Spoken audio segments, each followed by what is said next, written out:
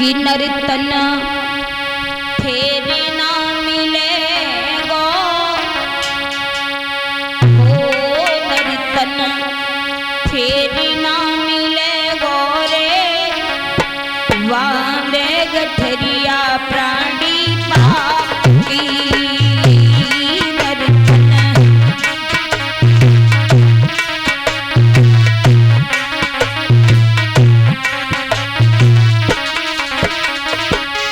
भक्ति कहता है,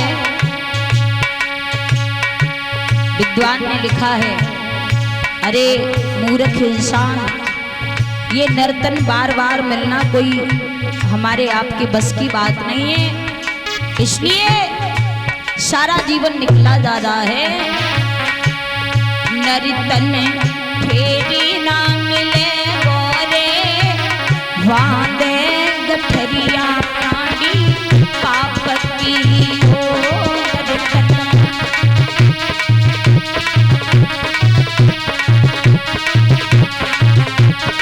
ये हो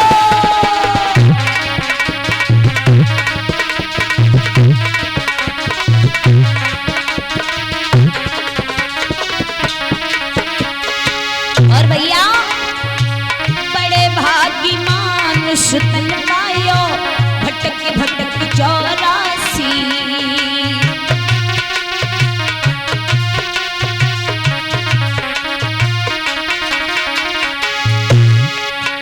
ए बड़े भाग्यमान सुतन पायो, भटक भटक 84।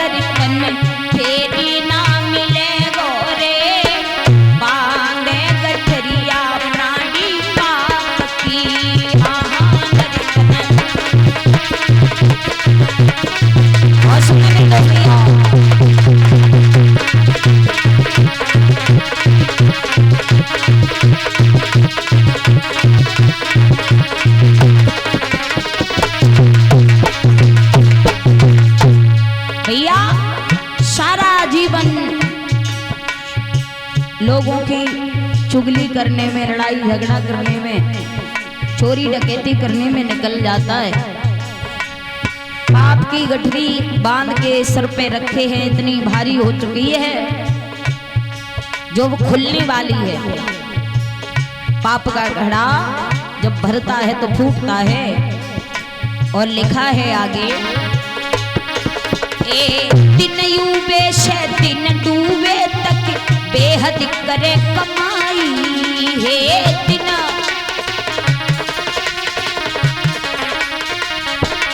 भैया अरे दिन यूबे से दिन डूबे तक बेहद करे कमाई, और चोरा चोरी लालच में, चोरा चोरी लालच करके महला दे बनाई। इनमें कैसे तू रहे वो, बांधे गठरिया प्राणी पापकी हो।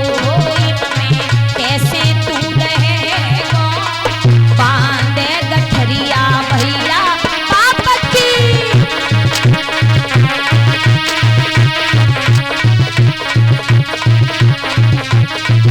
जय हो।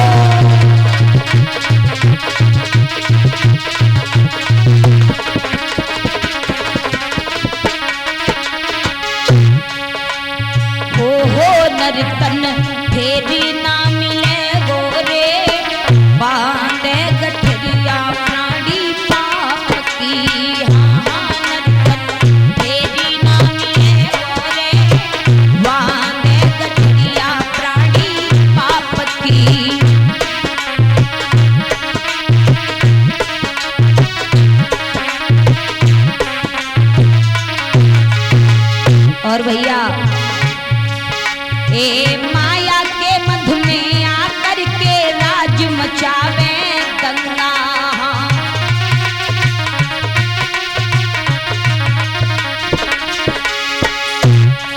ए माया के मधु में आकर के रोज मचावे दंगा। एक दिन मेरे घट बीच ले जाएंगे, एक दिन मेरे घट बीच ले जाएंगे, कुटुम करे कोई दंगा। बादन चोरे में जले वो बांधे गठरिया प्राणी पाप की।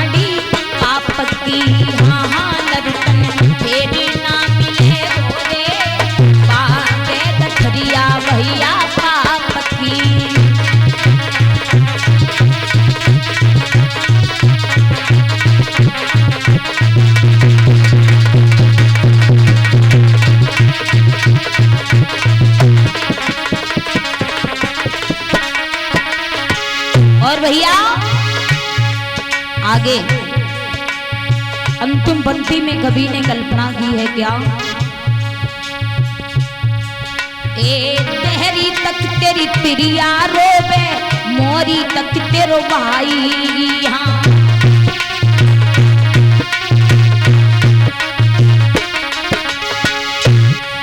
ए तेरी तक तेरी तिरिया रोवे मोरी तक तेरी मैया। भैया तेरी तक तेरी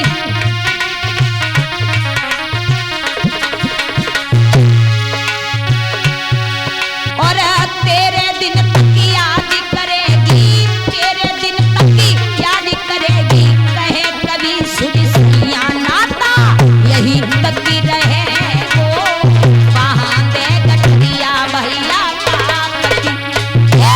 नाता यही तक रहे वो बांधे गठरिया प्राणी पाप की।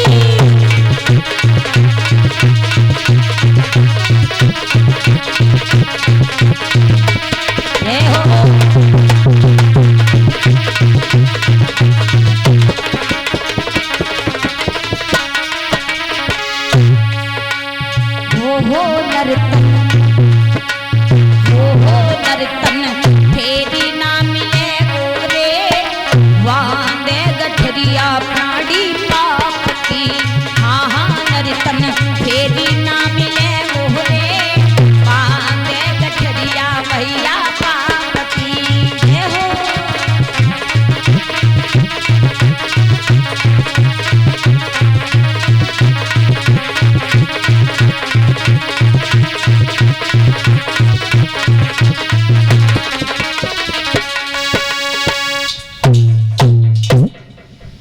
भैया तो ये मनुष्य शरीर बार बार नहीं मिलता। बहुत सुंदर हमारा शरीर है, तो इस पर थोड़ा हमें ऐसा काम लेना चाहिए। काम धाम जिंदगी भर रात और दिन आदमी करता है, और दिन में भी रात में भी काम, लेकिन भगवान के भजन का समय नहीं है। भगवान का भजन जब चाहो तब करो, जहाँ बैठे हो वहाँ कर सकते हो। हमारे गुरु महाराज कहा करते थे, सत्संग जब सुनाया करते थे कि भगवान का भजन अगर समय नहीं है तुम्हें करने का, तो फिर लेटरिन करने सुबह जाते हैं, तो लेटरिन करते ही समय भगवान को नाम ले ले करो। बाबा जय गुरुदेव महाराज जी बताया करते थे कि सोच के लिए इंसान जब जाता है तो वहां पर भगवान का भजन कर सकता है। अगर कहीं न समय मिले तो, वैसे तो समय हर इंसान के पास है, समय है, पर उस समय को हम इधर उधर खोए जा रहे हैं। आइए ज्यादा इधर उधर की बातों पर गौर न करेंगे, सीधे चलेंगे भगवान की अमृतमयी कथा में प्रवेश करेंगे। अभी आप कथा सुन रहे थे, भगवान ने पूतना का 5.5 दिन की उम्र में वध किया। ये पूतना कौन थी? ये पूतना राजा बलि की लड़की थी। भगवान से अपना बदला लेने के लिए आई थी राजा बलि के यहाँ पर। जब भगवान वामन का अवतार धारण करके गए थे, 3 कदम में तीनों लोक नापे, पीठ नापने जा रहे थे, तो इनकी बेटी खड़ी थी। तो राजा बलि की बेटी ने, जिसका नाम था रत्नमाला, कहा था कि जाओ तुम हमारे यहाँ चले आए, इतना परेशान किया, ये बदला हम तुमसे अवश्य लेंगे द्वापर युग में। तो ये वही है रत्नमाला जो पूतना बन करके भगवान को मारने के लिए आई। लेकिन भगवान ने उसके स्तनों का पान किया और उसका उद्धार किया। 5.5 दिन की उम्र में पूतना का भगवान ने वध किया। उसके बाद भगवान ने एक नहीं अनेक राक्षसों का वध किया।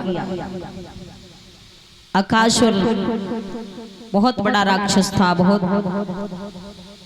भगवान को मारने के लिए कंस ने भेजा, संकटासुर राक्षस को भेजा। अनेक राक्षस, अकासुर, बकासुर, संकटासुर, त्रिडावर्त, अनेक राक्षस ऐसे भगवान को मारने के लिए आए। भगवान ने सभी को मार मार करके सभी का उद्धार किया। अब तो इधर भगवान श्याम सुंदर गोकुल में रह रहे हैं। एक मुसीबत जाती है, दूसरी आकर के खड़ी हो जाती है सामने। बाबा नंद मैया यशोदा बड़े तंग हो रहे हैं, बहुत परेशान हैं। सोच रहे हैं जा दिन से लाला पैदा भैया, उस दिन से आज तक मुझे शांति नहीं मिली है। एक मुसीबत आती है तब तक एक जाती है, तब तक दूसरी आकर के खड़ी हो जाती है। बहुत चिंतित होने लगे हैं बाबा नंद। मेरे भगवत श्रोताओं, बाबा नंद बड़े चिंतित होने लगे तो बाबा नंद ने बताया जाता है कंस से बचने के बड़े उपाय किए हैं। आइए धीरे धीरे समय व्यतीत होने लगा है। थोड़ा सा आगे बढ़ते हैं। भगवान कन्हैया जब बचपन में छोटे थे तब माखन खाना भगवान को बहुत अच्छा लगता था। माखन रोटी, माखन मिश्री। गोपियां बड़े प्रेम भाव से भगवान को अपने घरों में बुलाया करती थी। भगवान ने एक नहीं अनेक लीला की, बहुत लीलाएं की भगवान ने। भगवान धीरे धीरे बड़े होने लगे हैं, समझदार होने लगे हैं। तो भगवान ने मन में विचार किया हमें क्या करना चाहिए। देखिए भगवान ने बहुत लीलाएं की। भगवान ने माखन चुरा चुरा करके खाया, गोकुल में भी और वृंदावन में भी। तो जब माखन को चुरा चुरा करके भगवान श्याम सुंदर खाने लगे, लेकिन कुछ लोग हमारे कन्हैया को इसी बात को लेकर के लक्षण लगाते हैं कि कृष्ण चोर था, छिनरा था, लेकिन ध्यान रखना उन लोगों से मेरा यही कहना, हमारे कृष्ण जैसा बलवान, कन्हैया जैसा योगी न तो इस धरती पर हुआ था, ना हुआ है, ना आगे हो सकता है। भगवान का माखन चुराना, माखन खाना, लूट लूट करके खाना, ये सब भगवान के भूखे रहने का कारण नहीं था कि भगवान कन्हैया भूखे रहते हो इसलिए माखन खाते हो। नहीं, भगवान का तो कारण था प्रजा की रक्षा के लिए, भक्तों के रक्षा के लिए प्रभु ने ये सब काम किया। क्योंकि गोपियां डर के वजह से मथुरा में माखन बेचने जाया करती थी। भगवान उन्हें समझाते थे कि ये माखन बेचने मथुरा में नहीं जाओ, मथुरा में मत जाओ, पर गोपियां नहीं मानती थी। भगवान ने सोचा अभी ऐसे नहीं मानेंगे।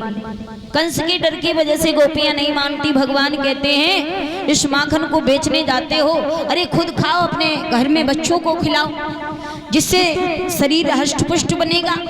माखन बेचने से क्या फायदा। कन्हैया ने समझाने का प्रयास किया, पर एक भी गोपी नहीं मानी, एक भी गोपी नहीं मानी। मेरे भगवत श्रोताओ, तो भगवान ने क्या किया कि छुप छुप करके माखन को चुराना शुरू कर दिया कि ऐसे नहीं मानेंगे। समझाया, नहीं मानी गोपियां, तो भगवान ने मटकियों को फोड़ना शुरू कर दिया। गोपियां मथुरा में बेचने ले जाती हैं, भगवान रास्ते में पहले से ही खड़े हो जाते हैं, ढेला मार करके मटकियां फोड़ते हैं, माखन खाते हैं और सखाओं को खवाते हैं। फिर तो भगवान ऐसे काम करने लगे, बड़े होने लगे भगवान। भगवान ने तो सोचा माखन लीला की जाए। अपनी लीला को प्रभु आगे बढ़ा रहे हैं। अपने बलदाऊ भैया को साथ लिया, सखाओं को साथ में लिया, पहुंच गए हैं। एक शीला नाम की गोपी थी, उसके घर, शीला के घर पहुंच गए। क्या देखा भगवान ने, शीला वहां भी नहीं है, माखन की मटकी छीके पे उठा करके रख गई है। तो सखाओं से भगवान ने कहा क्या किया जाए। सखाओ ने कहा कन्हैया तुम ही बताओ। श्याम सुंदर कहने लगे देखो हमसे पूछ रहे तो एक उपाय है क्या, कहीं ऐसो करो, तुम छदामी से कहा तू ऐसो कर, नीचे खड़ो है जा। मनसुखा से तू छदामी की पीठ पे चढ़ जा। फिर मनसुखा की पीठ पे दामा चढ़ जावे वो है। इसके ऐसे ही सब सखा चढ़ जाते हैं कृष्ण के कहने पर, और भगवान कन्हैया सबसे ऊपर चढ़ जाते हैं। माखन की मटकी में भगवान कन्हैया ने हाथ डाल दिया, ऊपर चढ़ के माखन ऊपर ऊपर का उतार उतार करके भगवान खाने लगे। सखा कहने लगे कन्हैया सारा माखन ऊपर ऊपर का खाया जा रहा है, कुछ हमें भी तो दे दे। भगवान बोले वे तो हाथ तो नहीं डाल पायो है मटकी में, थोड़ी देर रुक तो सही जा। खाते रहे भगवान, ऊपर का माखन खाते रहे। तब तक क्या देखा कि शीला भाभी जो है घर पे नहीं पानी भरने गई, पानी भर के घर में घुसी, और जैसे ही घुसी मनसुखा ने देख लिया, बोले अरे कन्हैया हमें ये लग रही है शीला भाभी आई गई। अब तो सखा फड़फड़ाने लगे। भगवान बोले अरे हटी मत जाइए ना, तू हट गए हो तो मैं मर जाऊंगा है? लेकिन सभी सखा डर की वजह से एकदम हट गए। भगवान कन्हैया मटकी पकड़ के ऊपर लटके ही रहे, और एकदम से भाभी शीला आई, भगवान धड़ाम सीना जमीन पे गिर गए। शीला भाभी ने नजारा देखा, पास में आ गई, कन्हैया को देखा, अरे कन्हैया तूने तो जुल्म ही कर दियो, घर में घुस आयो, माखन खायो सुखायो, माखन की मटकी फोड़ डाली। अब तो शीला भाभी गुस्सा में आ गई, सभी सखाओं को फटकार लगाने लगी। और भगवान मुरली मनोहर से बोली कन्हैया तू बहुत, और क्या बोली है कि ओ रे कन्हैया और तू बड़ा चित चोर निकला, यशोदा मैया को कन्हैया बद चोर निकला, यशोदा मैया को कन्हैया बद चोर निकला।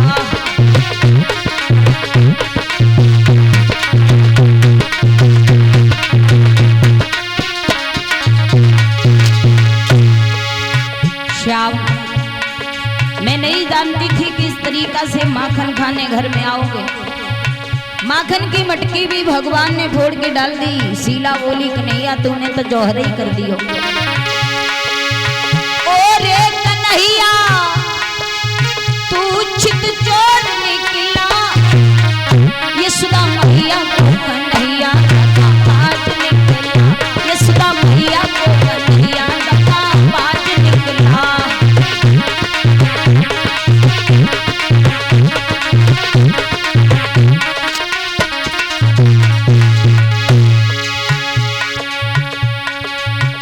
माखन खायो मटकिया फोड़ी,